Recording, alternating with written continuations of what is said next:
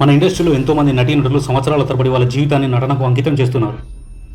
అయినా వాళ్ళకి చివరికి ఏం మిగులుతుంది? ఎంతో పెద్ద స్టార్డమ్ వచ్చినా కొందరు చివరి రోజుల్లో తిక్కులని చౌచేస్తున్నారు. ఇంకా ఎన్నాళ్ళు ఇలాంటి న్యూస్లు చూస్తామో తెలియదు. ఎందరో క్యారెక్టర్ ఆర్టిస్టులు ఫామ్లో ఉన్నప్పుడు సంపాదించుకున్న చివరి రోజుల్లో కనీసం వాళ్ళు హాస్పిటల్ ఖర్చులో కూడా నోచుకోలేకపోతున్నారు.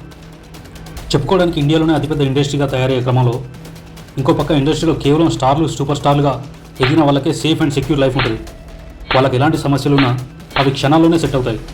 మరి క్యారెక్టర్ ఆర్టిస్టుల పరిస్థితి అలా ఉండదు.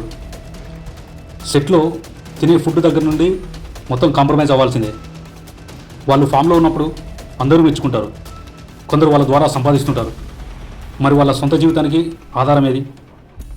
దీనిని సినిమా ఇండస్ట్రీ పట్టించుకోకపోతే భవిష్యత్తులో సినిమా ఇండస్ట్రీ పైన ప్రభావితం ఖచ్చితంగా చూపిస్తుంది. కనీసం కొన్ని సంవత్సరాల పాటు ఇండస్ట్రీలో పనిచేసిన క్యారెక్టర్ ఆర్టిస్టులకైనా life insurance and health insurance లాంటివి కల్పించి వాళ్లకు, వాళ్ళ కుటుంబాలకి ఒక భరోసాను ఏర్పాటు చేయాలి. పేరుకే ఇండస్ట్రీ ఎన్నికలు తప్ప ఎన్నుకున్న వాళ్ళు దీనికి ఎంత భరోసాగా ఉన్నారు అనేది ఇలాంటి సంఘటనలు చూస్తుంటేనే అర్థమవుతుంది. గవర్నమెంట్ కూడా సినిమా వాళ్ళ దగ్గర కొన్ని కోట్ల ట్యాక్సులు వసూలు చేస్తుంది. మరి వాళ్ళకు ఎలాంటి సౌకర్యాలు కల్పిస్తుంది? కల్పించిన సౌకర్యాలని ఎంతమందికి చేరుతున్నాయి? ఇదిలా ఉంటే నట్టికుమార్ అనే ప్రొడ్యూసర్ ఈ విధంగా అంటున్నాడు: సంపాదించుకున్నప్పుడే దాచుకోవాలి, ఎవరు ఎవరిని పట్టించుకోరు, ఆ టైం కూడా ఎవరికి ఉండదు అని. మరి అలాంటప్పుడు ఇండస్ట్రీలో మెంబర్షిప్ కోసం డబ్బులు ఎందుకు వసూలు చేస్తున్నారో కదా.